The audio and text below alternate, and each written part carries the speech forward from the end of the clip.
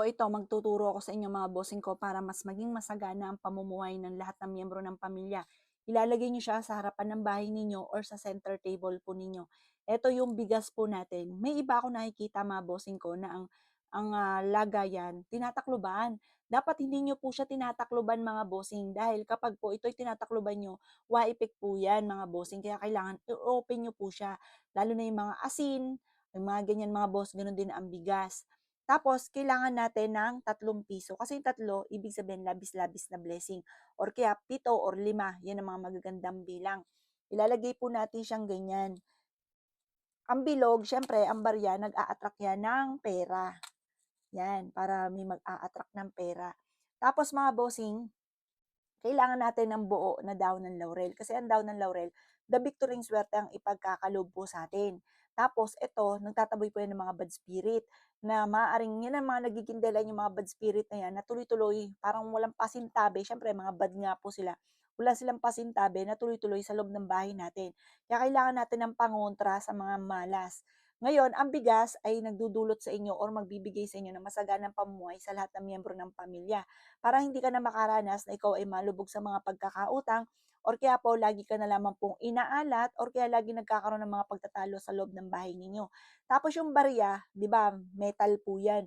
Hindi ka magiging sakitin kapag gumagamit ka ng mga metal na mga pampaswerte or kaya mga borloloy na metal. Kagaya po niyan, mga borloloy.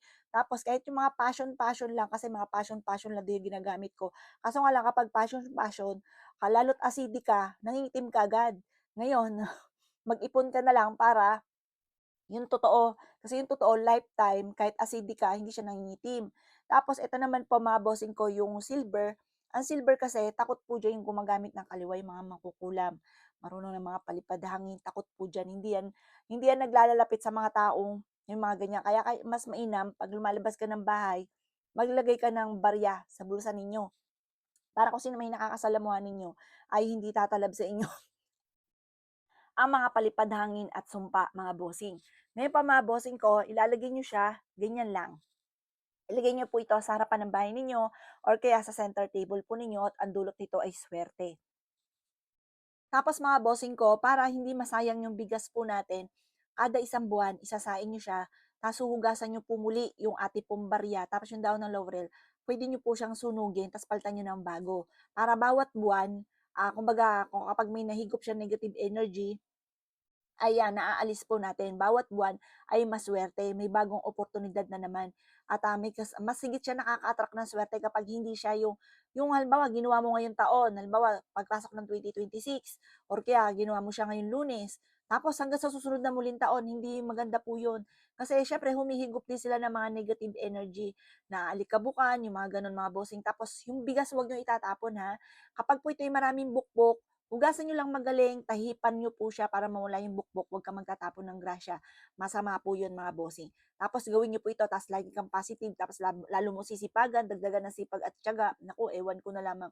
Kung di mapapasin ninyo, aba, parang mas nagiging magaan yung daloy ng swerte. Ito pa, ma-share ko lang ha. Ako pa mga bossing ko, dati-dati hindi ako gumagawa ng ganito. Ako nga po, tuwing umaga umiiyak ako, naiinis ako sa buhay ko dahil inisip ko, bakit gano'n, masipag at matyaga naman ako pero lagi pa rin minamalas, yung mga gano'n. Hindi po pala sapat yung sipag-sipag, tiyaga-tiyaga lang. Dapat meron tayong pantaboy ng malas at panghatak ng swerte, kagaya ng mga ganito, simple mga pamamaraan. Tapos nung gumawa ko ng ganito, yun nga, yung mga nagagawa ko yung mga bagay na hindi ko inaasahan, may bigla akong naiisip tapos ginagawa ko siya tapos hindi ko inasahan na sinuswerte pala sa mga gano'n. Yung mga gano'n mga bossing, kaya mas mainam gawin niyo na po ito. Dahil ito po napaka-epektibo. Basta lagi kang positive tapos sipag at tiyaga lamang. Tapos lagi niyong sasabayan ng magkakaroon ako maraming pera. Basta yung lagi niyong gustong mangyari, yun ang lagi niyong sasabihin. Tapos positive ka lang, maniwala ka na makakamtan ninyo. O siya mga boss, good luck po sa inyo po lahat. Gawin niyo na po ito mga boss. Sa umaga ang paggawa ng 7:00 ng umaga, huwag kang gagawa sa hapon kasi yung sa hapon yung gumagamit ng kaliwa. Sa umaga naman, pampaswerte mga boss. Kasi nandiyan yung palaki, pataas yung sinag ng araw, sunod ay liwanag, tagumpay. Tapos sa kanluran naman, dyan po mga bossing ko sa hapon, pag taglubog yung sinag ng araw, tas tunod tagdilim. Hindi po maganda po yun. Dito tayo sa pampaswerte mga bossing.